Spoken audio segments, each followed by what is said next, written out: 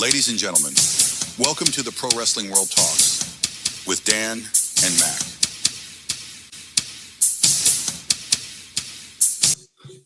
Hello, everyone. Welcome to PWW Talks, where we actually have to talk about the current wrestling product and the craziness that's been going on with that the last few weeks. But today, we ended up getting a big media deal news in just the recent coming hours. Netflix is no longer buying Warner Brothers Discovery.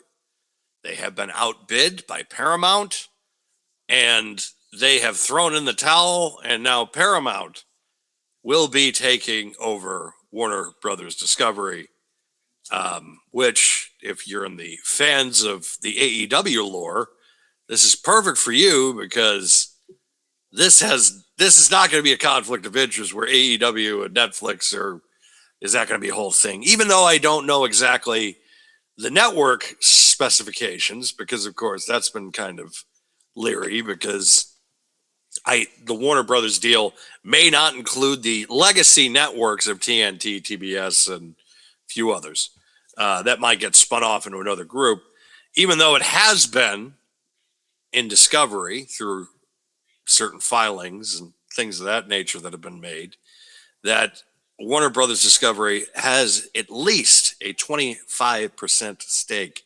Well, I'm not going to go say at least, because I've heard the number as high as 25%, but I've heard it as low as 10. So at least 10%, up to 25 has been thrown out there too. I'm not someone that likes to give out false information to people, but the thing is that now AEW can now kind of a little bit bring a sigh of relief, even though TKO still does business with Paramount as they're the company that also runs UFC. UFC debuted early last month on Paramount Plus, and there have been mixed reviews. Of course, it is kind of a down period right now for MMA in general. And I think that is part of the problem that Paramount's going to have to face with soon, because I think they overpaid just a little bit.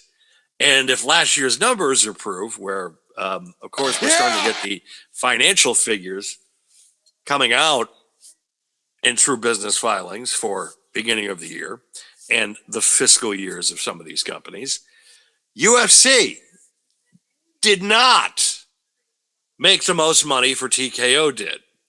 WWE did by at least, I think the numbers were like about 230, 240 million. They made more than UFC last year. So interesting day in business starting to trickle out. There are some business things that WWE is concerned about. Of course, we will be touching on that. I need to bring in my co-host and best friend of over 20 years, Mac. Thanks for coming back on the program this week. It's no longer the comic relief as it was last week. It's as it always is with Scott Hudson. Truly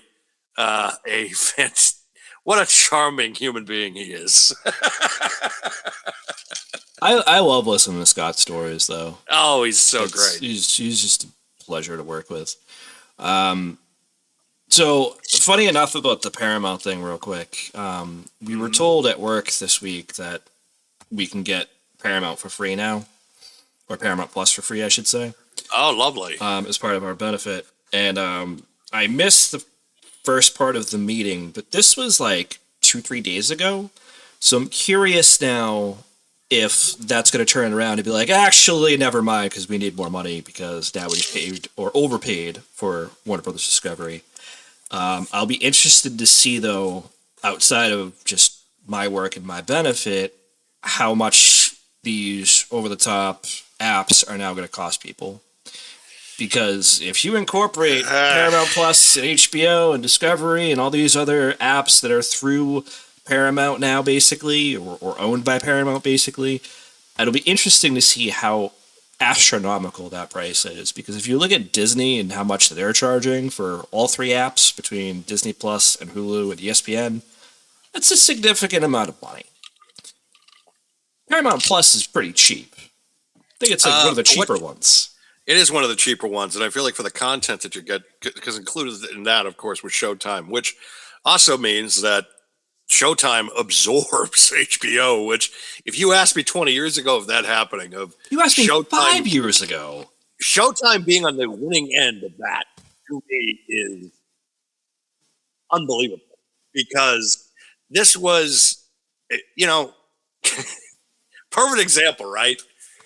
25 years ago, HBO, of course, had The Sopranos, Sex and the City, where I think Showtime had Weeds, and then that Providence mafia show, Brotherhood or something. They have Power too, right? Yeah, they had Power. Is that Stars? That's Stars. Okay. Yeah, Stars is the one that's like. I think Showtime had Stargate for a while too, if I remember correctly. They might have. Yeah, you're right. But that now is they had Dexter too. They did have some. Yep. They did have some really good shows. They had a few like diamonds in the rough. But if you wanted the best like top class TV as far as premium cable was, it was HBO, and it was HBO by a mile. Considering the fact that they had The Sopranos and The Wire, which you can argue two of the best written shows in the history of television. But Showtime did have some great stuff. They did have Shameless, which went on for eons, but 11 seasons of just William H. Freezy getting hammered.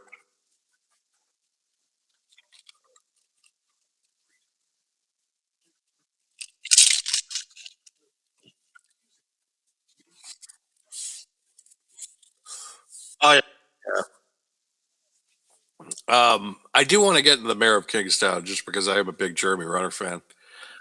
So it's like, what was that laugh for?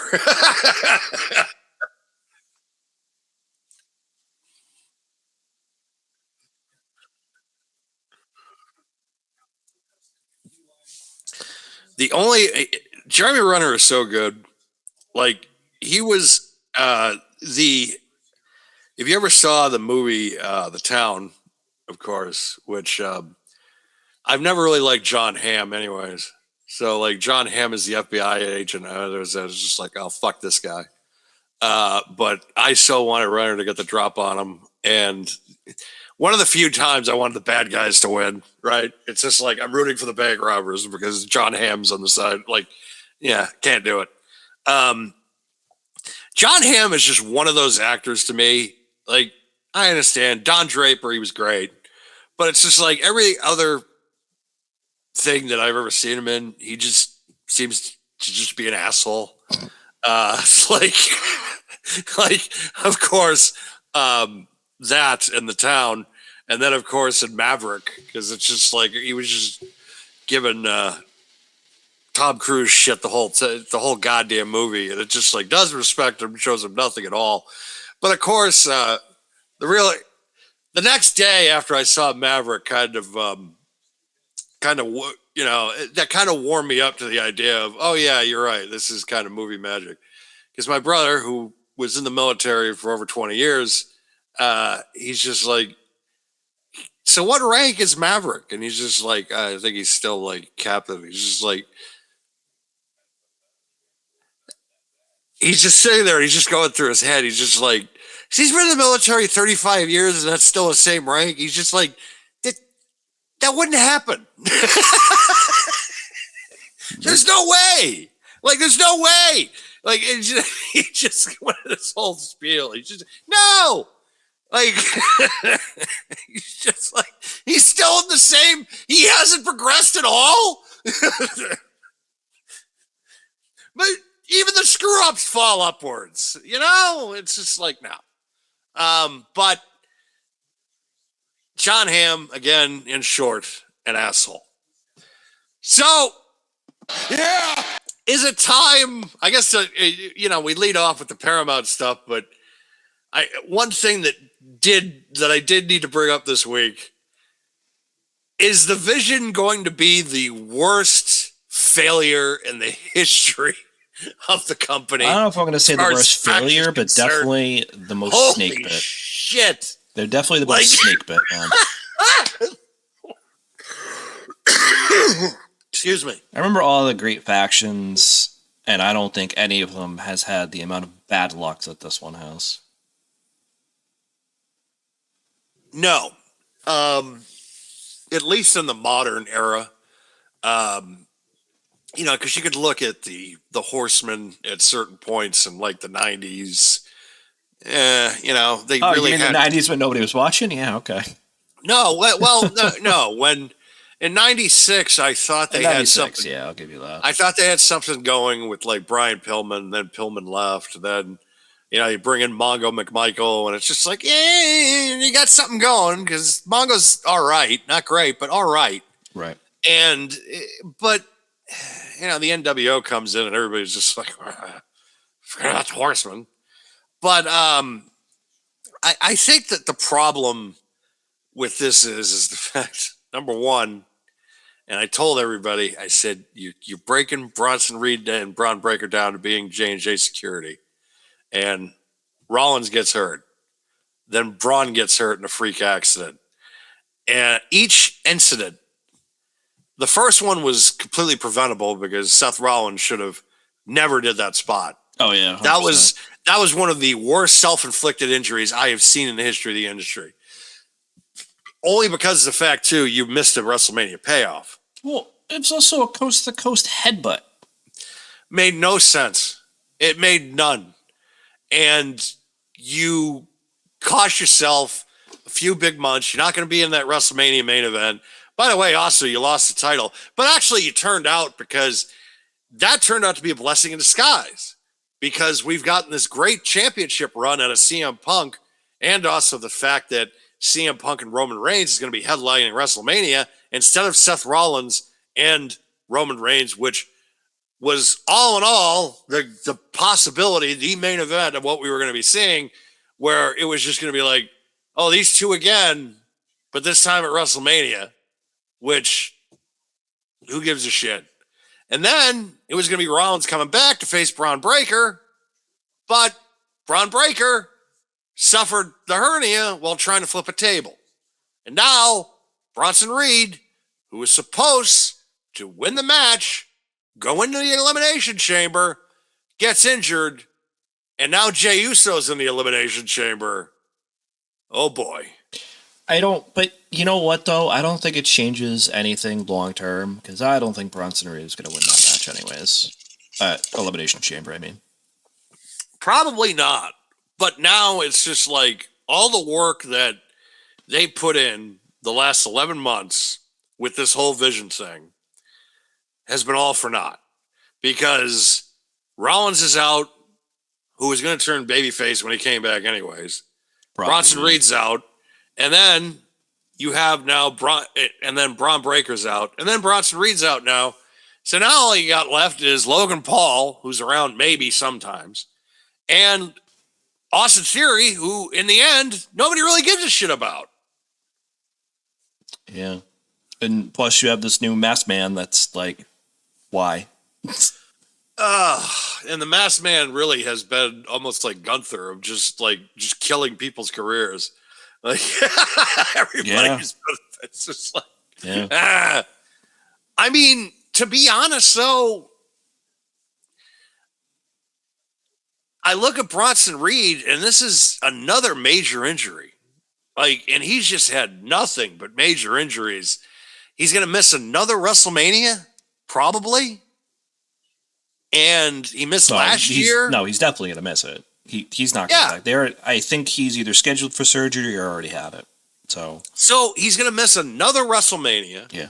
And this is a guy last year who pinned Roman Reigns, and Roman Reigns doesn't lose in singles matches often. You can count on one hand in the last 5 or 6 years the amount of losses that he's taken again in a one-on-one match. And he beat him last year. They didn't follow up on it at all. At all. But now he's going to come back. He's going to come back, and it's not going to matter because every time that he's come back and they put momentum behind him, something's happened. And not only has the vision been snake bit, but his career has been snake bit because every time they've tried to at least get him going, at least be like, oh, we're going to finally get him on track. We're going to finally, and then shit happens. And I don't put that on him, though. That's the thing. You know, you don't like put it on him. The spot in War Games, 2 years ago at this point? I mean, I can't really put that on him. He just fell awkwardly. That's not his fault. I feel like this injury was the exact same, just falling on a different part of his body. It looked incredibly innocuous. Not like War Games did. This move that he did on Monday to get injured looked incredibly innocuous, and it just seems like bad luck. It reminded me of when Liv got hurt. It really did. It's a very similar kind of motion with the body, and it's just, she got hurt, he got hurt. You don't put it on him, but at the same time, it sucks. Yeah, it sucks. But also, too, then when you're thinking about when he comes back creatively, then you got to start thinking, well, what if? And then the yeah buts start. And then it's just like, oh, what if he gets hurt again? Because it's 2 years in a row now. I feel like that's... So, first of all, we don't know how long he's going to be out. Let's start with that. I'm thinking probably about 6 months, though, give or take. Probably be back around SummerSlam. Again, give or take. I don't know the extent of the injury, the surgery, the rehab time or anything. But Bronson Reed is 37. Yep. Not a young guy like, nope. Braun Breaker is. So the body is going to take maybe a little bit longer. His size probably isn't going to help him there. Just saying. No. Just saying. And when you factor both of those things together, it's not really a recipe for success. It's not to say he can't still have a long career. Like AJ just retired. AJ is 47? There are other guys that are still going, but the conditioning for a guy like Bronson Reed is way different than a guy like AJ Styles. Again, not to say it can't happen at all, but it's going to be tough. And are you going to your point about the creative, put a guy that has had 2 major injuries in the past 2 years and look at it from this perspective of, is that the guy? Can we trust him to hold up and to take control of the company, maybe? And I would really question that answer at that point. Understandably, if this was happening and they were still working a 100 to 250 day a year schedule, God, yeah. I could see this and I could say, with the body the way it is, yeah, you're not supposed to be. But this is happening when you're working maybe 2 days a week, maybe if that. And sometimes you're not working at all in a week. Sometimes you're just doing a fucking promo. You're just going out there and trying to look tough. And when you're finally out there performing, and it's a big spot because, again, it's Mania season. All bets are off. They really don't know what they're doing. They pretty much, it's been like that for 2 years. But everything is pretty much on the table for Mania. And now, Braun's down. Seth, don't know about him. Okay. So, got to do some shifting around. Who do we got? Bronson Reed. Kick the tires on him. See what he's got in the tank. And he's hurt. Because do you want to go to Jey Uso again in a big spot? Fuck, no, you don't. You probably will, though, because some reason they fucking just like, oh, God. Ugh. Yeet! Ugh. It's just, he's over with the live crowd. That's really just all it them. is. Yeah, that's really all it is. Just them. But I don't know. I feel like I hate to kind of poo-poo on their creative, which I feel like we do anyways, but We do it all the time. It's fine. we do. But I just feel like just kill this thing already. Just kill it. I don't know what longevity you now have when your top 2 out of the 4 towns are now on the injured reserve list, basically. And I don't know that Austin Theory is your guy and Logan Paul. I just don't know. I need to see more still because, yeah, he signed a new deal apparently, but he still just feels like a part-timer to me. You need to get him over as a heel, and you need to get Theory over as a heel, and sticking them with Heyman isn't a bad idea, but it's like now we're into the B team. It's like you had Bronson Reed, you had Braun Breaker, that was your A team, and now we're into the B team. I don't know who's on the bench. Is it Zach Gowen with the one leg? Like who's next? Who are you gonna fill in the gaps here for? What's the point? Who's on first? What's on second? Yeah, literally. Literally. We are. This is. It's hard. It's hard. It's hard because I want to come on to this program. You know, Elimination Chamber happening this weekend, right? So it's going to be in Chicago. Punk, Finn Balor. You don't know who's going to win the men's Elimination Chamber, even though we have a pretty good idea, right? And then you look at women's Elimination Chamber. She's going to come out of that. Well, you might as well just start talking about the show that at this point, and you might as well just start there because it's probably going to be the first match.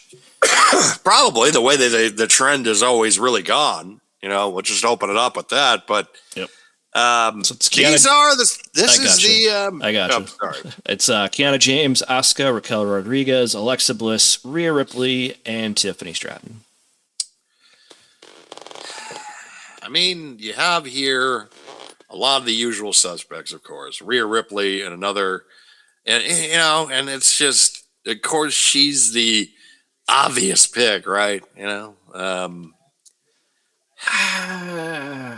I don't know. I mean, I feel like it is the obvious choice, but it's just I'm liking where she's at with Asuka, excuse me, with Io Sky. I'm liking that. I don't know though, because it's like, who's gonna be the best opponent for Jade? Is it Rhea? Is it Raquel? Is it Tiffany again? But you've already kind of done that. I don't think it's Alexa. Could it be Kiana James? Could it be Asuka? I just don't know. Feel like, you know, out of the long shots here, I have to say it's Alexa and Kiana James are probably the biggest long shots in this match. What's up? Kiana James, yeah. I feel like that's the biggest. I think Alexa is a long shot too, honestly. For a match with Jade, dude. Yeah, I know. It's like that really. But the problem I'm having is it's like I want Alexa to be back in the world title hunt, you know, because it's been too damn long. I mean, if you're gonna do that, she would have a better chance against Stephanie Piquet. True. Just the size differential against most people with Jade Cargill is not going to be a great matchup. It's just not official yet either on what Liv Morgan is going to decide, even though I feel like... Oh, she already decided on Monday that she's going to fight Stephanie Piquet. Yeah. That's why I'm saying who's fighting Jade, because of what happened on Monday. Shows you. Mind you, I know I come at how it's like, I come in with the highlight, you know, I know what happened, but then at the same time, I come out here and I'm like, oh, they already made the decision. Oh, shit. I'm surprised I remember what happened yesterday, let alone on Monday night. That's true. It's been that week, folks. So let me give you a story here. So yesterday morning, I woke up to go to work and I jump in the shower, and I usually run the shower for a minute and a half, 2 minutes before I jump in. There was a problem. It was still cold. And so come to find out that the hot water tank blew. So we did not have hot water until I got home this afternoon. So it's like, so yeah, it was just. You ever try to do dishes with cold water? Just don't bother. Like, just don't bother. Just don't even try it. It's stupid. It's not going to do anything. You know, and so just don't do it. Just don't. Just forget about it.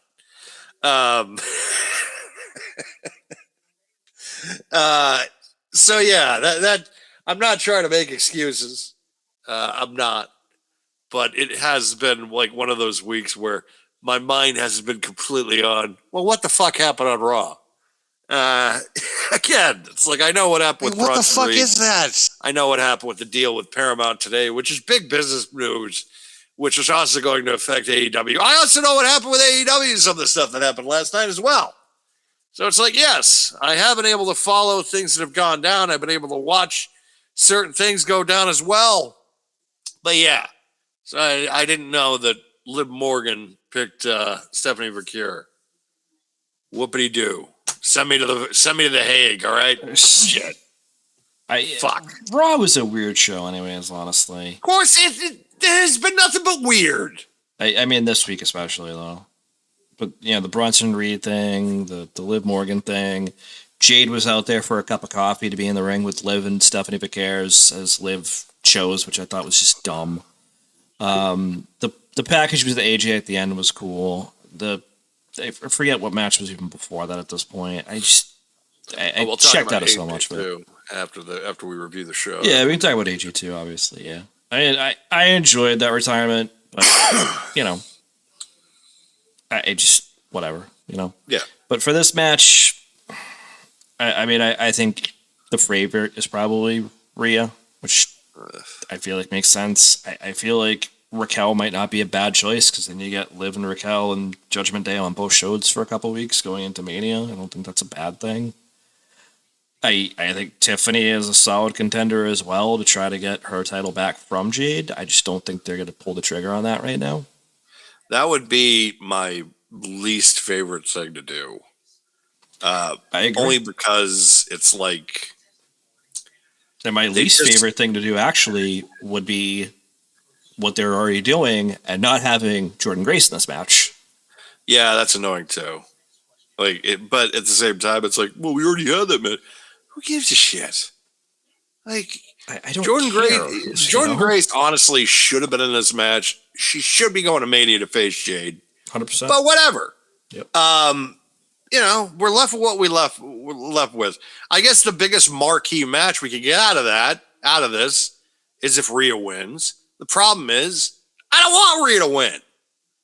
Like, it's just, I love Rhea, but it's like she doesn't need the title. She doesn't need to be in that picture. That's the thing.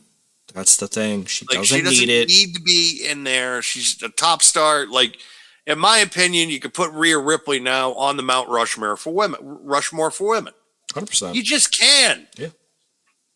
She's in the Becky Lynch category. She's in like the Charlotte category. She's in the Alexa category. She's in the Bayley category.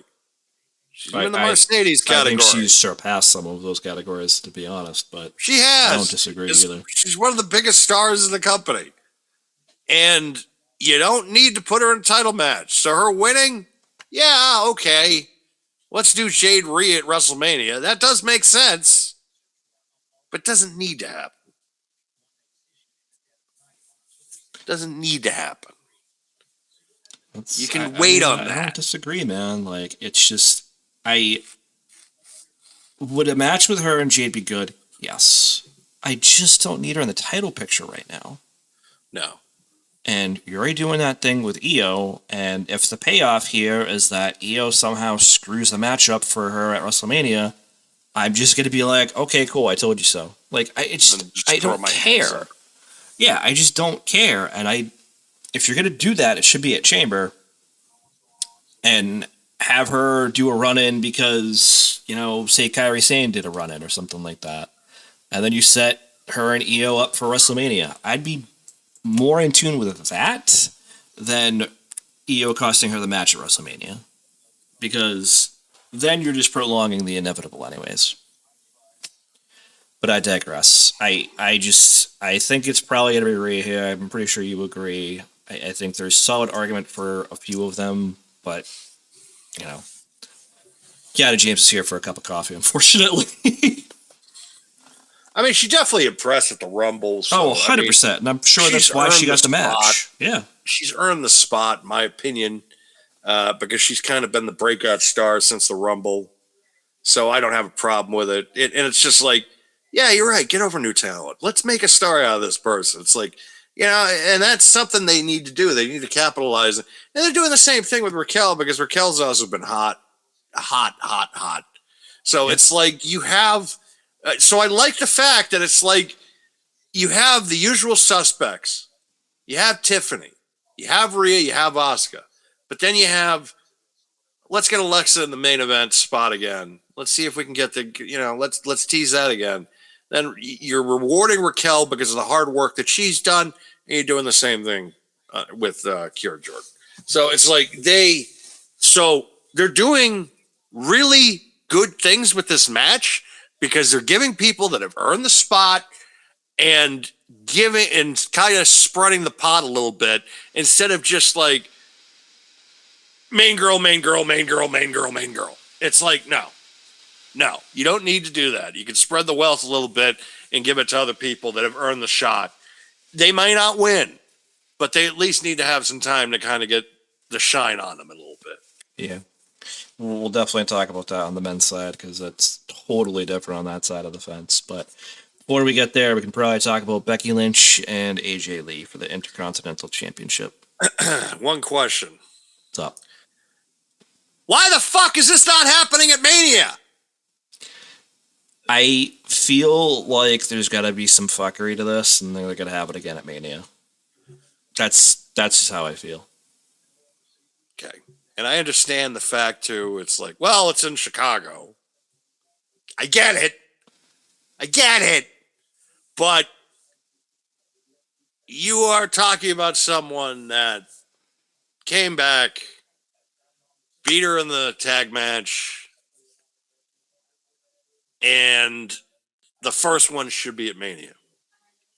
I've always said, and this is something that I've continued the trend, but it's the God's honest truth, because I remember when they did the first MJF and CM Punk match on TV. And Dog collar match, no less. No, the dog collar match was the rematch they did on pay-per-view. I'm pretty sure that was a dog collar match too. Then I'm pretty sure. No, the first one was just a one-on-one match, and it was in Chicago. Huh. Okay. And I remember like screaming. I'm like, you never do the first one for free. Yep. And you talked about that. I remember that. The only time that I accepted it, and Bischoff alluded to it, and that was when Goldberg beat Hogan, because I was like, okay, he made sense to it when he's just like, that was all the executives for WCW were going to be there with their families and all that stuff. So that was just kind of like, not all right, this, it makes though. sense. You know, but it's not this. It's not this. You know, we're talking about Becky Lynch. It's like mainstream stars. She's going to be in the new fucking Star Trek show. Also owned by Paramount. Circling it all back. And even though that's also been getting horribly panned, I don't know if that's her fault or just the fact. Oh, it's not her fault. No. Have you seen it? No, I have not watched it yet. Okay. I'm at the point in my life, especially with Trek, where it's like I need to binge it to get through it, because I mentally and emotionally cannot commit to more weekly television at this point. Yeah. I just can't. Wrestling's enough for weekly TV for me, man. I any other TV, I'm just gonna binge it at some point. I mean, I get it. Speaking of binging, they WWE Vault's coming in clutch again. They have compiled the entire story, Chapter 7 of The Undertaker. Of course, they have now reached Chapter 7, and it's the American Badass between 2000 and 2001. So another 2.5 hours of like I've said before, and I'll say it again, and we've had many conversations over it, where it's just like how the WWE vault is making it possible, where you're looking at the current product. Sometimes you're just like, I don't need you anymore. I mean, listen, we very briefly touched on it last week with Scott and David on, where we kind of talked about that. Like, we just found that show 91 on YouTube. Yeah. And then I just let it play. I didn't touch the remote or anything. And literally my TV was going on for like hours with like what are the WCW and NWO stuff like that. And it's just, I look at it and I ask the same question about the everyday product, the current product. I'm like, why do I need you? Why do I need you right now? It's just because I'm looking at this match and I am thinking to myself, it's like, okay, I understand this is your hometown and maybe you don't want to travel that far, but it's like, don't you want to do it where it's something special? Don't you want to do it with Mania? I honestly think that if you include the tag match with, Punk and Seth Rollins respectively, this is the rubber match, and then they're going to have some kind of stipulation match at Mania. Oh, it's going to be the even, like this is to even the odds, and it's like, plus it's the old heel tack of, I'm going to beat you in your own hometown. Yeah. Even though I don't even think she's from Chicago. I just don't think AJ Lee. She is, yeah. She's from Jersey, I think. But I don't think AJ Lee is winning this match.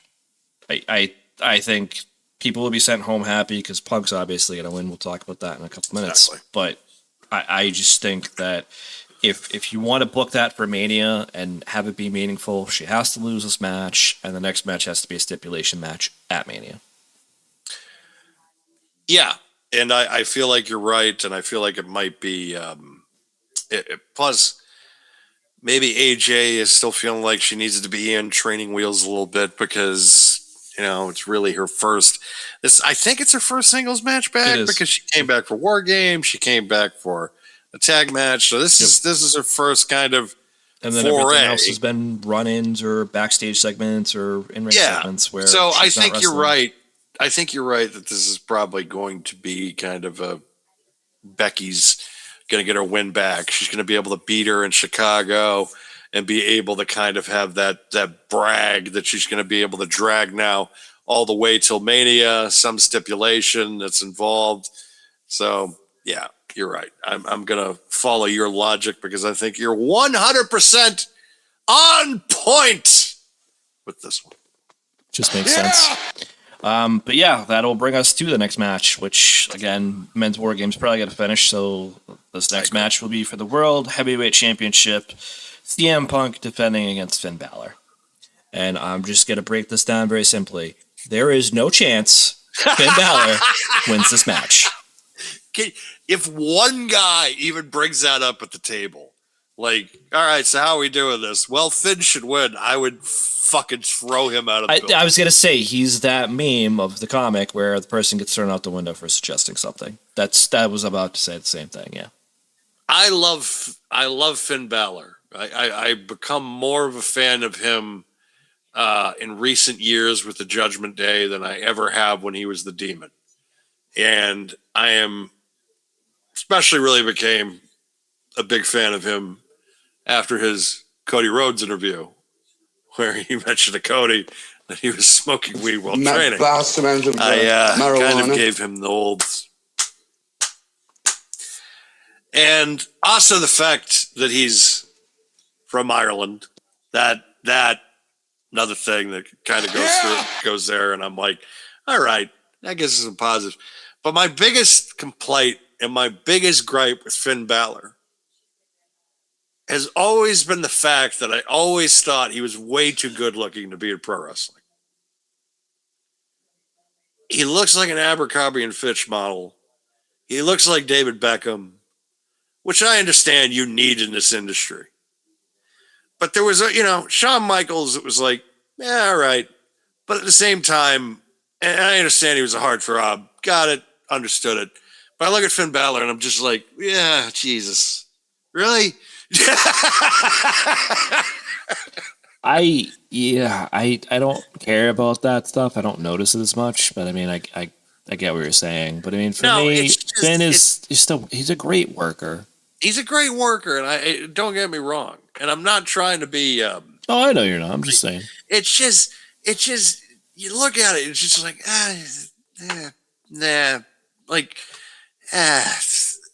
because you still have to have when you're in the when you're a wrestling fan. I look at CM Punk, and I'm just like, okay, believable world champion.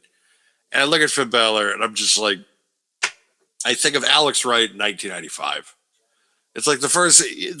I think he's coming out with this little dance thing, and it's just like, no, God, no, we can't go here again. Like, even when he was the demon, I was just like, what is this? Why? I don't know. It was like Bray Wyatt. It was way too much like that with the alter ego and shit. I'm like, this doesn't do anything for me. Now, when he pulls it out once in a while, it's more impactful because he doesn't do it all the time. I did like it when there was the Jack the Ripper thing. I thought his stuff in NXT too has been great. Oh yeah. I don't know. It's just there's just something there with Finn for a long time where it was just like that was holding me back as a fan. But I think in recent times I've grown to like him more. I used to call him Peg Warmer Finn too because every time I'd go to the figure to go look at figures, there'd always be like a bunch of Finn Balor's just hanging around, and I'd just be like, ah. But I feel like the Judgment Day has really kind of revitalized his career. It's the same thing they did with Damian Priest. There were just some factions that they made it underlyingly just made people's careers that much better. And the Judgment Day did that. Like, yeah, I kind of have to give credit to Edge and that vision, but also too of how creatively they just said, we're going to pivot. We're going to go with these other guys, and see where that goes. And it's worked. My understanding was that when they at inception, right, they wanted Judgment Day to be a little bit more like. I don't want to say the Ministry, but kind of like the Ministry, where it's like more aura, more like. Edge talked about them. They wanted them levitating to the ring at one point. Yeah, something like they wanted crazy crap like that. Yeah, Finn and Damian Priest. They wanted them to levitate to the ring, and I'm just like, that would have been terrible. Yeah, 100%. Like Damian Priest's career would have been over at that point, and the best thing that they could have done. And it was the best thing I think they could have done for Finn's career because it made me kind of appreciate him more. It made me kind of look at him and just say, all right, he's not just somebody that's just, I don't know, he's ready to go do Abercrombie or Fitch ads or something like that. Well, look at it this way for a second, Dan, right? So, like, you had Edge, which I barely count because he left very quickly. Yes. You had Damian Priest, who needed more of a push. You had Finn, who was kind of kicking his tires a little bit. You brought in Dom and turned him heel. Yes, brilliant. Rhea, I don't think really needed it, but it did help her. Made it better. It did. And Carlito, you were able to do something with him a little bit here and there. Same with Truth, even though he wasn't technically a member. Raquel has had a resurgence. Liv has had a resurgence. JD McDonough, I think, is better off in Judgment Day than he would have been by himself. Roxanne Perez was the next one, absolutely. So it's just, and Roxanne, again, kind of at the same point, probably could have done fine on her own, but that push isn't going to hurt her either. So I do think that there is a case in point here to kind of say, like, okay, Judgment Day maybe isn't what it is or what it was without some of these people, without some of those moments. Like Truth did bring some comedy to it, made it a little bit more fun. Carlito had the backstage games, was always playing him and stuff, and that made it funny for the segments that he was in. but it got them more television time too by being in that group. And that was, I feel like, for a lot of them, especially Raquel, especially Dom, obviously, super, super important for them and their growth. Every single one of them became stars. They also need to notice that JD McDonough is by far more popular and a much bigger star, I think, in the long run than Austin Theory ever will be. They need to realize that. They need to realize that very, very quickly. Because I feel like if you put JD McDonough in a spot of like a main card, maybe in 2 years, maybe not now, but maybe in a year or two, and you kind of build him towards that, I feel like that everything you want to do with Theory, you're going to be able to do that with JD McDonough. And I feel like JD McDonough is going to have the right kind of people behind him because, of course, Finn Balor, being his mentor, is going to be able to kind of help him along if you want to give him a main event run. And I feel like with JD McDonough, he's got the talent where you can do that. And yeah, 100%. I would consider doing that. I feel like with JD and with Dom, especially in the next 5 to 10 years, those are the two guys that you really can kind of push towards like the main event scene. I feel like though with Dom though, Dom's going to be a beloved babyface probably in the next 6 months to a year. It's going to happen. I don't know about that, but maybe closer to the year for sure. But it's going to happen at some point. I don't know. But to that point, though, I mean, let's just kind of talk about it because obviously we're going to agree on this match that it's going to be CM Punk winning this, but we can jump to the I feel chamber. like we didn't even need to mention CM Punk. Like we didn't, yeah. Excuse me. He's in Chicago. So it's like he's going to get the big hometown rush. He's going to get the big entrance and all that stuff. Yep. And there's absolutely no way he's losing that match because you're not going to pivot to Finn Balor versus Roman Reigns at WrestleMania. It's not going to happen. I understand Finn Balor. And again, I've talked about now how I've turned the quarter on him and I really like him. I think he's a great performer. And I think that, everything that he's been able to do with Judgment Day and also with the other talent has been fantastic. But there is no conceivable way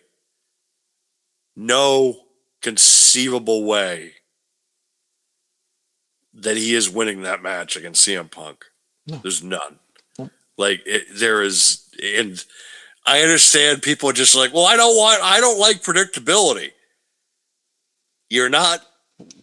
Are you paying attention? You're not doing that. You're just not. Are you just not paying attention? Like I said, because sorry, you're staring down Roman Reigns in a world title match at WrestleMania against CM Punk, and you have any thought that Finn Balor's winning that match? I'm sorry, I like Finn Balor too. Don't get me wrong, but if my alternative is Finn Balor versus Roman Reigns or CM Punk versus Roman Reigns, I'm pretty sure I'm going to pick the latter. Right. So, anyways, men's chamber. Jey Uso, Javon Evans, Trick Williams, Randy Orton, Cody Rhodes, and LA Knight. Yeah. Again, this is kind of a mixture though, where you got Javon Evans and you have Trick Williams in there. I actually forgot Trick was in the match when I was thinking of it earlier. But that's good. I mean, that in my opinion, he should be in this match. Yes, it is. He might not win. He might. You don't know, because I think that there's a lot of kind of upheaval, I think, of course, slam dunk Punk and Roman. But Drew McIntyre, there's really no slam dunk at this point. I know everybody expects Cody's probably going to be in there. Yeah, most likely. I think you have a chance with a few of these guys. I don't want Cody and Drew. I don't really want Randy and Drew. I definitely don't want Jey Uso and Drew. So that really doesn't leave much. I truthfully think you either pull the trigger on LA Knight or you pull the trigger on Trick Williams. Yep. 100%. Or you have Jacob Fatu go in there and kill everybody. Listen, I mean, at the end of the day, it's funny that you say that because I really was thinking that either Jacob Fatu or Drew get involved in this match. And then they call it maybe because it's just that bad. I don't know. I don't want them to do that, though. And because there's rumors, right? There's rumor is that it's not going to be just one person against Drew. It might be a fatal 4-way. It might be something else. We don't know. I'm not going to hate that. It might be a 4-way. We don't know yet. Right. And listen, I wouldn't hate that. I just wouldn't. But at the same token, I would like a winner in this match, too. And if I had to pick one, I would say either LA Knight or Trick. I don't want to pick one out of those two because I feel like there are caveats to each one. Yes, LA Knight is a little bit older, but you haven't really gave him that solid push yet. Yes, Trick Williams is just coming out of NXT, but he's been there for a while, even if it is in NXT. Bedtime. Bedtime. Turn the chair so Daria can participate. Oh yes, Daria making her presence known from in there. Bitch. Yes. The little one. Yes, she's being pet now. Not trying to attack, so that's good. That is always a good thing. Yes. I think she's understood the misery that we've been through the last couple of days though, with the hot water. Yeah, she's been extra nice. Yes. Yes. Doesn't shun away from me. Except, Steph is also looking at me and being like, "Am I dying? Am I dying?" I'm like, "No, I don't think you're dying." Why is she sitting? Why on is my she? lap? Why What is is she? happening? Honey, who do you think's gonna win the Elimination Chamber on this weekend? I don't give a shit. Exactly. I don't even know who's doing it. It's Jey Uso, Javon Evans, Trick Williams, Randy Orton, Cody Rhodes, and LA Knight. Yeah. Only one I know is Randy Orton and Cody Rhodes. You don't know LA Knight? Nope. Jey Uso? Nope. Trick Williams? No. Javon Evans? No. Okay. So who Guess do you? what? What? You know about Amberlynn Reed. Oh, why are you bringing her up? Ha! Good Lord. You know who interacts with Amberlynn Reed? That needs to get. Yeah. We'll interject with that. She brings up. So a few months ago, we had Grimm on Grimm on as a guest of this program. Our worlds are colliding. And I'm still a fan of Grimm, to be honest. So it's not like I'm going to look down on him for this. No, it's just our worlds are colliding. Yes. So I'm going to bed. Goodbye. good night, Love sweetheart. Wow. There's this online personality on YouTube known as Amberlynn Reed. Can't believe. Oh. We're not slandering people here.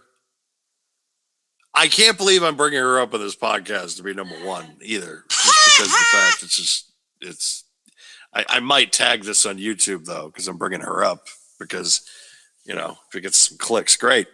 But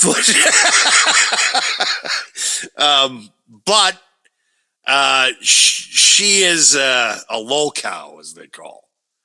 And Grimm has been doing some hosting gigs for the lolcow community, and she's been interacting. And so, yeah, Steph's been bringing it up to me. She's just like, "Oh, Grimm is now a part of the community with Amberlynn Reed." I'm like, okay, all right. So now she brings up this Amberlynn Reed thing, and I'm just like, I can't believe I had to bring this up on the podcast now because you brought this up, and there's probably someone out there being like, "Who the hell is Amberlynn Reed?" But again, this might get us some views in the end because the fact that she's,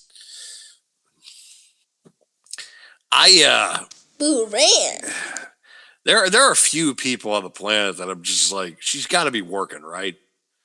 But then you see enough of the stuff, and you're just like, maybe not, but I don't know.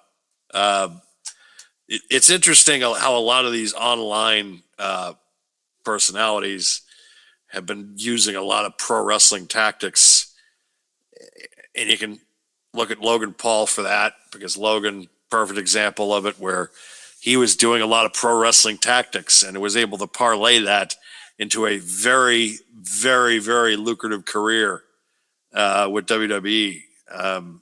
Even though he probably could have gone to, which is surprising that AEW never really considered bringing him in, because they were always considered the cutting edge kind of influencer company because of the fact that they catered to a lot of them.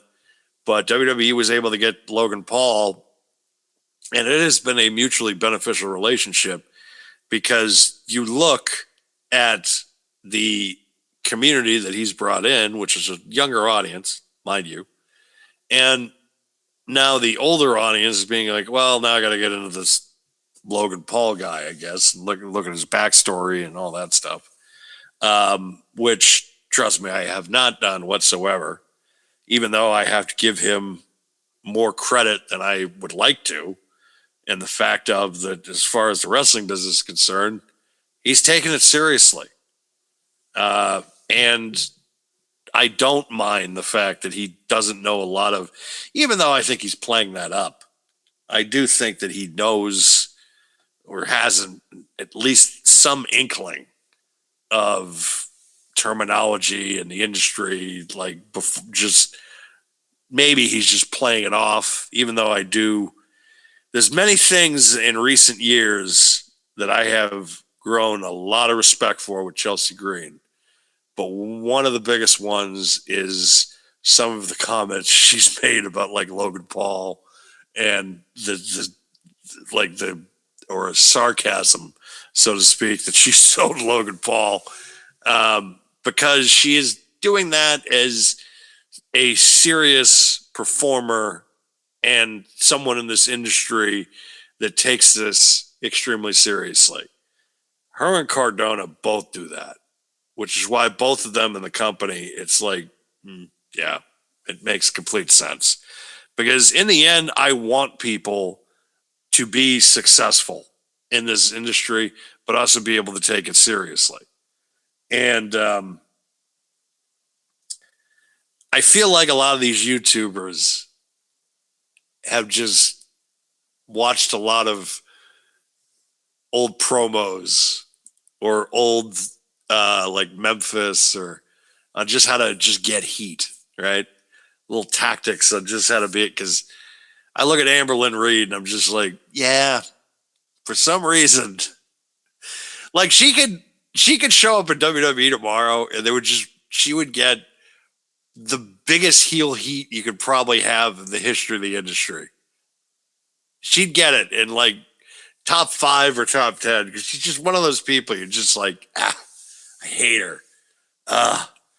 But you wonder if she this is a work or she knows, or she's really that naive, so to speak. Yeah, who knows? So let's so sorry for the intermission for this in our main event for this evening for that program, but so to speak, when she got brought up, I feel like I needed to kind of give a little bit of backstory. So that way I kind of, people know it, I guess kind of what I know what I'm talking about. Of course, people are just going to be like, you didn't know that Liv Morgan chose it, but you knew Lamberlin. Shut up! Shut up! I actually got to listen and pay attention because I want my relationships to work. My past relationships, I really didn't listen and understand. I tried to. It just didn't work. Cornbread, damn it, cornbread. But now it's like I'm actually listening and giving a shit. So it works. Even though I didn't, like, so to speak, in my past relationships, I didn't give a shit. But at certain points, it's like Stephanie said, and I said it to her today. I said, I understand now because you know who Kenny Omega is. You know who Cody Rhodes is. You know who Roman Reigns is and all these. And it's like, 150 million of these people that you probably in your life never thought that you'd understand who they are and things like that. And it's like, I'm annoyed that I know one person out of the entire community that drives me crazy. Just one. but she knows 600,000 wrestlers. It's like, it is kind of like an unbalanced scale. It's like, because I'm going on here on a rant about somebody that, like, people are just like, they're just like, that really doesn't sound like that bad if you're complaining about Amberlynn Reed. It's like, shut up. Stop complaining. Meanwhile, half the audience, myself included, is like, who the fuck is Amberlynn Reed? So there's that. And that is not an invitation to tell me who that is, by the way. I don't really care enough to. I'm not going to tell you. Thank God. No, I'm not. Anyway, who you got in this match?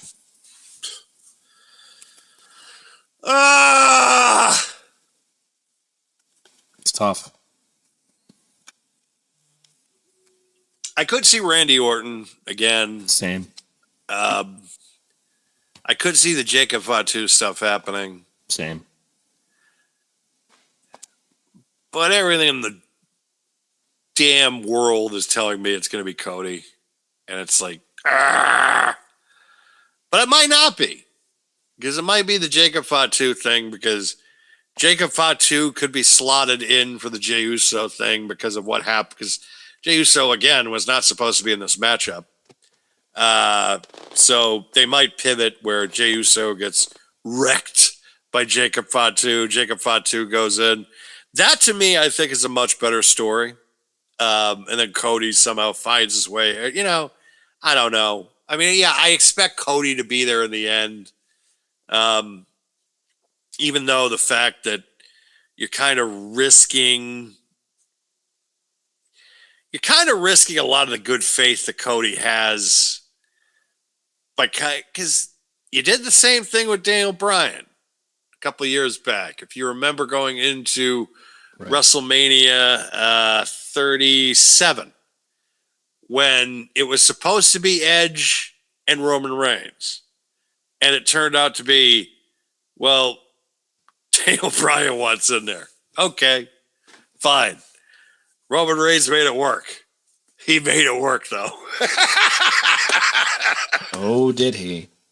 One of my favorite moments in WrestleMania history is the fact that the last WrestleMania of Daniel Bryan's career, he got Edge stacked on him and pinned by Roman. It's like, all right, if you're leaving for AEW, that's the last image of your career in WWE. And you wonder why. He's just like, yeah, WrestleMania really didn't matter that much to me. Can't imagine why. Can't imagine why. Can't imagine why. I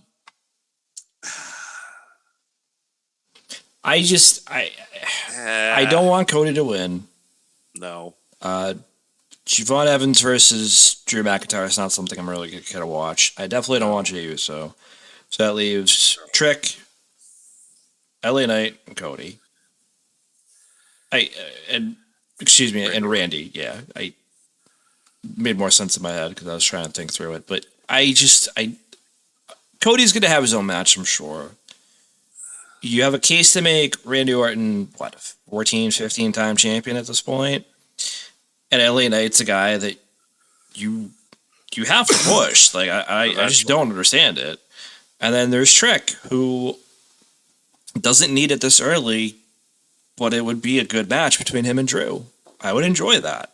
It would. And it would be something completely different that they haven't done before. But I just feel that if I would have to logically pick two, I would probably pick, obviously, Randy and Cody.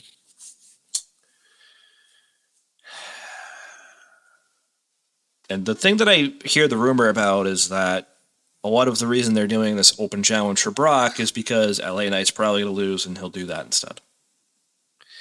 Yeah, I mean, it's a lot of things they're going to be able to, they could do with the that matchup, but right, you know, that's their way of seeing, which, I mean, LA Knight against Brock Lesnar's not a terrible idea, but at the same time, it's like it's terrible of idea if he loses. Yeah, it's like, okay, well, what does that do for anybody? It's just like, okay. Then at that point, it's just like, all right, yeah, sure, just bury him. Just fucking bury him. Why not? But that's the annoying part of this because I want Trick Williams to win. I want LA Knight to win. I want Randy Orton to win. And yeah, there's a part of me that's like, do I want Cody Rhodes to win? Because the thing about it is, it's like, I didn't want Cody to win the Rumble, right? I won't completely hate if he wins the Elimination Chamber. It'll annoy me. I'll feel like it's lazy, but it won't annoy me. Lazy. It's just, yeah, but I don't need him in. When you're giving a CM Punk and Roman Reigns, it's like, all right, I got to give you one fuck up. But even though last WrestleMania, it's like, okay, last WrestleMania, the men's main events, Jey Uso and Gunther, I don't and that's the main event. Cody Rhodes and John Cena. That's both your men's title matches last year. So yeah, last year I went to WrestleMania and I was just like, yeah, I don't care. Yeah. Where it's like immediately after the Rumble, we all were apathetic, even though I didn't think the Rumble was that terrible. What? Last year or this year? This year. No, I don't think it was awful this year. I thought the right people won this year. Exactly. The right people won. And so it's like, and on Monday, you have the one great promo with CM Punk and Roman Reigns, and it's just like, fuck it. All right, I'm off to the races. I don't have to worry about this. Right. And what are we worrying about now? It's like I gotta sit here and I gotta complain and worry about what Drew McIntyre is doing. Drew McIntyre is walking into WrestleMania as champion in front of a crowd. That's already an upscale for Drew. Drew's the champion going in. Drew's at least the champion. All right, that's a positive. CM Punk's walking in as champion. He's going up against Roman Reigns. Another positive. And tell me what options there are. So it's like everything already, things are better than last year in certain aspects. So it's like I could look at WrestleMania this year and I'm like, yeah, I'm excited now. But at the same time, I still look at this matchup and it's just like, you're fucking lazy. So let me ask the obvious question then. So say Bronson Reed doesn't get injured. Do you still feel the same way? Depends what he does. Depends what he would. I mean, he would have definitely probably tsunami'd off the one of the pods. Then he would have blown his ankles out, and everybody would be like, "Oh, so he would have done the same thing, right?" Because it's just everything in the vision that has just been like, "Oh man." Like, what the hell? True. I've never seen a faction where everything Paul Heyman turns is just like, it's just turned into shit. I mean, it's not. It's like everything. It's not. It's just, but it's amazing to me. It's like, how is this happening? Like, everything, like, all this, it's like, oh, the focal point's now going to go to Braun Breaker. Hurt. Focal point's now going to go to Braun. Oh, hurt. Focal point's going to go to Austin Theory. Nobody gives a shit. Nobody cares. Or how about Logan Paul? Boo. They're so snake, but he's there. It's just, and that's the problem. It's shitty, but it's just the truth. Like, it's just there in one way. I look at them and I'm just like, yeah, right, you got it right. You got CM Punk and Roman Reigns. But at the same time, it's really can't miss. You really can't fuck that up. Because you got two guys and it's like they're A+ on promos. The match is going to be epic. Paul Heyman's behind it. So from that perspective, I'm like, yeah, it's a slam dunk. It's everything else, though. Then I'm like, oh, shit. Yep. I mean, listen, we'll talk more about it, I'm sure, next week, and then the next few weeks as we get to a little bit closer to WrestleMania. But I mean, yeah, it's all steam ahead at this point. Just stuff we didn't talk about last week. I'm only gonna really touch on. We'll talk about what happened this week. But last week, Bianca Belair went in for surgery finally for her finger. So hopefully that means there's a return coming at some point for her. Hopefully. And then shifting gears back to this week, this Monday Night Raw, we had AJ Styles being able to retire in Georgia officially. He dropped the boots, he dropped the gloves, all that stuff. His wife came and celebrated him. I really liked what he said about his wife. That was, I thought, really cool of him to say stuff like that. Had his kids out and everything, and then Undertaker came out at the end and said he's going to be inducted into, as the first member for 2026, the WWE Hall of Fame. Absolutely deserves it. Absolutely does. And also, this is their way of saying, don't go to AEW, don't go to AEW, which PW Insider announced this afternoon that AJ Styles has signed a new contract with WWE, which will, of course, keep him locked in as far as like intellectual properties, and also to be able to work in NXT along with Shawn Michaels. So now an entire new generation of wrestlers is going to be able to have Shawn Michaels and AJ Styles working on you in your career. Anybody in this industry now, any indie talent or anything, you now have no excuses as far as in-ring performance is concerned because you have those two guys helping you in your careers. You have no excuses. None. Of course, the character work, I mean, obviously you got to have the right people behind you there, but you in-ring stuff, good Lord. Yep. Those two guys under the same umbrella, that is, that is the right people behind you in your career. So from that perspective, I mean, they're going to be good. They're going to, like, the next crop of talent is just like, oh, shit, we're good. Like, we're good. But yeah, I'm glad that AJ knew, especially too, hearing from the Carl Anderson rumors that AJ's neck was not doing great. I think he kind of knew if he went to AEW, it's like, I'm going to have to work 100 miles an hour every single time I'm out there. Because, yeah, he's going to have to work with Will Ospreay and Kenny Omega and all those guys.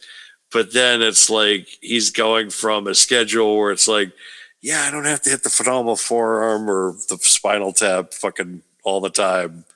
Where in AEW, it's like, gotta raise that bar. Gotta raise that bar. And it's just so constant. And I'm glad that he just didn't take the bait and go there. I'm glad that he finished his legacy the way he wanted to go. I'm glad that they did the retirement ceremony in Atlanta. I'm glad that, he didn't leave the gloves because, yeah, there was that part of me that was just like, oh shit, he's going. Like, and AEW fans were kind of picking up on that. The wrestlers were picking up on that.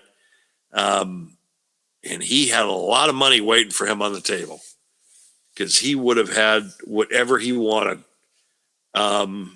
just handed to him. The money would have been fantastic. But I think he did the right thing for himself. Without question. He did the right thing for himself. He did the right thing, I think, where he didn't want to burn a bridge. He likes the people there. They wanted to keep him. Where he goes to AEW, and then it's just like, because AEW now, right? So, yeah, AEW has turned the corner, I think, creatively. They really have. There are a lot of things that they're doing, even though the Hangman MJF stuff, I'm like, you really want to run that gimmick? You really want to do that again? Because of course the stipulation for the matchup between MJF and Hangman Page is MJF is of course the world champion. It's got to be a Texas death match. Hangman Page loses. Come on. If Hangman Page loses, he can never challenge for the AEW World Championship ever again. Oh, so he's winning the match then. Okay, got it. Well, no. So this is how it's going to happen, right? Because Swerve already turned heel during the Kenny Omega stuff, right? So Swerve Strickland's going to cause Hangman Page. So it's just, come on, guys. Come on. He's going to turn on Hangman, and it's just going to be a thing. It's like, oh, jeez. Great. So we're going to run that back. So now Hangman, one of your biggest baby faces, can never challenge for your top prize in the company again. Because that worked out last time. Yeah. He's not. Whatever happened to Cody Rhodes? I forgot. Yeah, but didn't they already do the Texas Death Match with like Mox like last year or whatever? Like it just. Yeah, of course I did. I don't care. There's so many times you can keep digging into that same well and expecting a different result. Like it's just. I don't need this. Yeah, I know. But that's. And then the added stipulation too. It's like, okay, so she's gonna win then. It's like just stupid. Is he? I don't see why you would say he's never gonna challenge again, unless he's gonna win. Or his contract's up. Which I don't know, but I feel like I'm kind of doubting that. Plus, I already see one buckshot lariat in WWE, and as much as it sucks, I don't need to see another one. I wouldn't mind seeing Hangman in WWE. I wouldn't either, but I don't know. Like I said, I've turned the corner on Hangman a lot. I respect that, but there's sometimes still that I'm just like, yeah, your gimmick sucks. Or, I don't care about the Millennium Cowboy crap. Whatever. I think he's a good talent, don't get me wrong, but it's like, he's not. He's a much better performer, though. He's a much better performer. And then, too, his promo work has just gotten so much better. It has gotten better. Like, I will agree. last year, he was doing better promo work than MJF in the matchup that they had when he was champion. He was doing much better. Yeah. I was looking at him, especially with MJF, because it was just like, oh, same old, same old. But then I'm looking at fucking Hangman out there, and he threw the mic out of his hand one time. He just ripped it out of his hand, and he just goes off on him. And I'm just like, he is confident as a motherfucker. Right. Like he believes his gimmick, and this is the guy he should have been 4 years ago. Like this is the thing that was lacking 3 years ago, where it's, he's the champion, he's the top guy, but there's something lacking. And here he is. He finally figures it out. Complete package as a character. He's your top baby face. He's the guy who goes out and dethrones Jon Moxley. The guy's been holding this championship for almost a year now. You haven't seen the fucking title since October. Wins it in Texas, your biggest house in the U.S. The best show of the best fucking pay-per-view of the year. Biggest angle. And you give him a shitty title reign. Yep. Brother can't win. No, we can't. Win. You cannot. You definitely cannot. So I can't blame Hangman for that.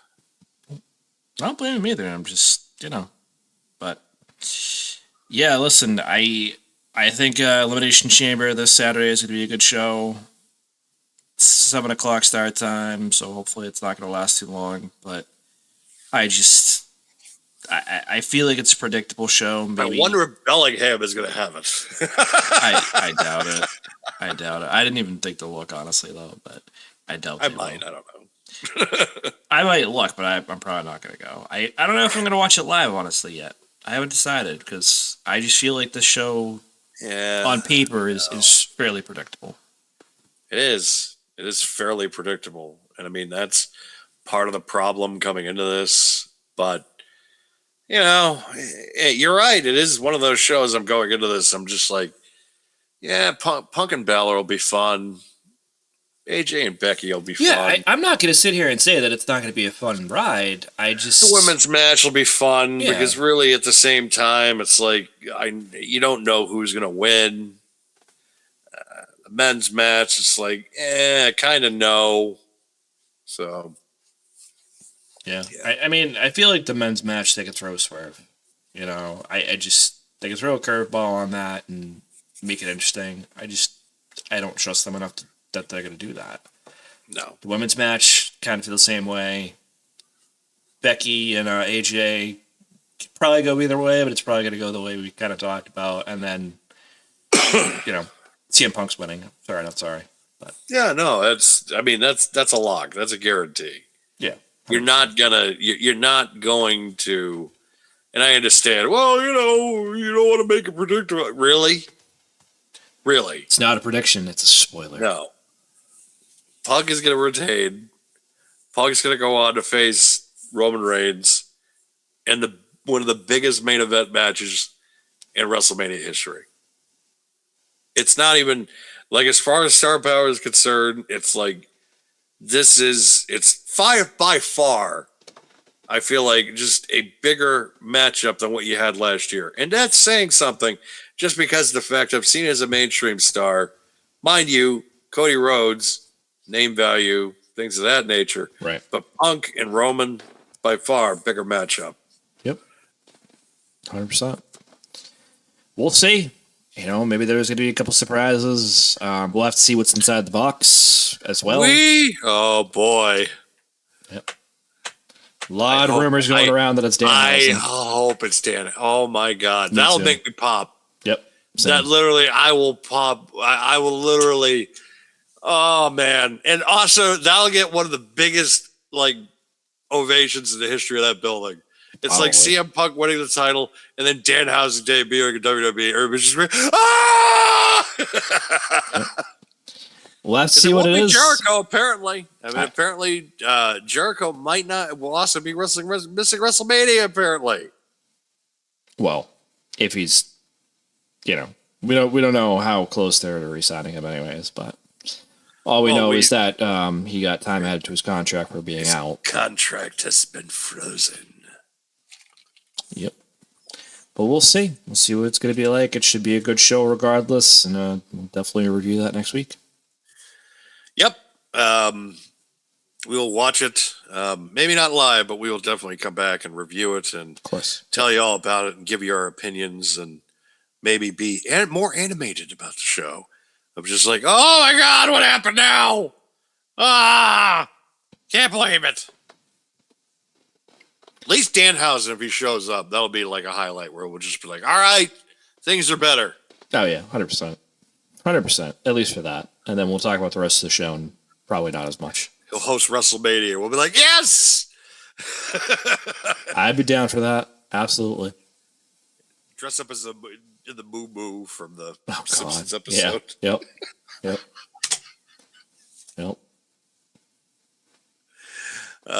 We'll have to start planning our WrestleMania menu. Yes, so we are going to have to start playing that at some point. Well, the question is, too, will there be a venue change? Who knows? Who knows? Yeah, that is true. I didn't even think of that. Yeah. I didn't even think of that. Even though I expect the venue at least one of those nights to be at Regal. Because at least night 2, it'll be like, oh, I'm taking Monday off. I'll go to Regal that night because it's like, oh yeah, seeing Roman and Punk on that giant screen. It's like, yeah, you can't. I gotta go with this. Yep. So 100%. I agree. Excitement all around, folks. Hopefully, we'll not be blizzard in. If I get another fucking snowstorm this winter, I swear to God. Just stop talking about it. God damn it. I know. Hey, I'm just telling you. I'm just making it out there because, God, this week was terrible. I don't want to put it out there. I don't want to jinx it. God. Hey, oh, Jesus. Just Stop. Jesus, stop. What's the first rule of Fight Club? You don't talk about Fight Club. God. Ah, Christ. He was talking to himself for 2 hours. Shut up. That's besides the point. Spoilers. Sorry, folks. Oh my God! I've never seen that movie before. Listen. If you haven't seen that movie at this point, Get out there's that no helping you. fucker in 20 minutes. So it's just like, oh, really? Yeah, okay, makes sense. Well, now I know what I'm going to fall asleep to tonight if I watch a movie. So thanks.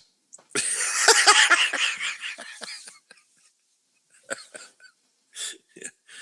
What's the first rule of Fight Club? You don't talk about Fight Club. Yeah, thanks, Brad. Appreciate it. It's the first rule of Fight Club. I'm fucking crazy and I'm seeing another person. That's the first rule of Fight Club.